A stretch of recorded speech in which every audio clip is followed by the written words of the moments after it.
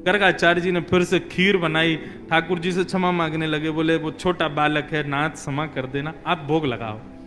जैसी माला जपन लगे, ठाकुर जी फिर रुक गए भीतर।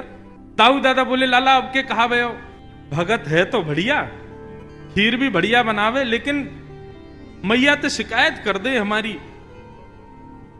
अच्छा लाला कोई बात ना, अब की बार और बढ़िया खीर बनाई है, तू जाके चख के आ। ठाकुर जी फिर से गए, गुटमुन गुटमुन गुटमुन चल करके गए, उठाई खीर का पात तो फिर से खाने लगे। गर्गाचार्य जी की जैसे ही माला पूरी हुई, देखा अब तो खड़े ही हो गए, नहीं रहना हमें यहाँ यशोदा, देखते रहो लाला फिर से हमारा भोग झूठो कर दिए सबरो।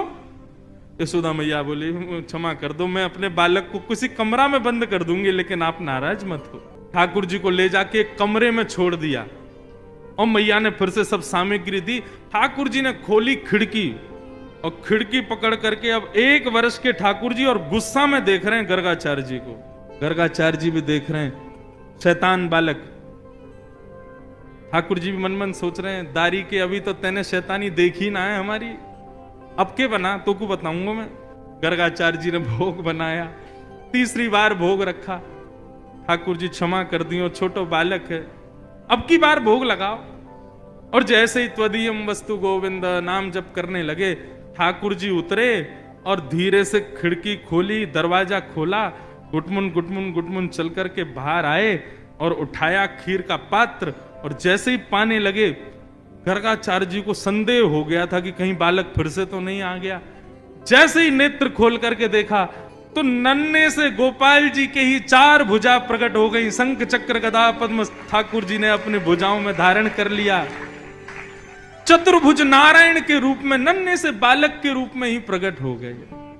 और एक भुजा से तो स्वयं खीर खा रहे हैं और अपनी झूठे हाथ से ही गर्गाचार्य जी को खिला रहे हैं। गर्गाचार्य जी नतमस्तक हो गए, बोले नाथ क्षमा करना, मैं आपके रूप को पहचान नहीं पाया। ठाकुर जी बोले, हमने ये रूप आपको इसलिए दिखाया है कि कल जब आप हमको हमारा नामकरण करोगे तो हमारे ग्रह नक्षत्र देख करके आपको सब पता चल जाएगा कि मैं कौन हूं। लेकिन ये सच्चाई हमारी मैया को मत बताना कि मैं कौन हूं। आपको छुपाना है कि मैं परमात्मा।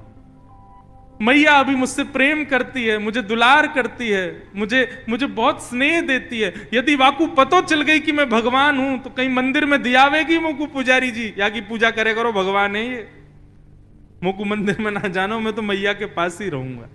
राधे राधे।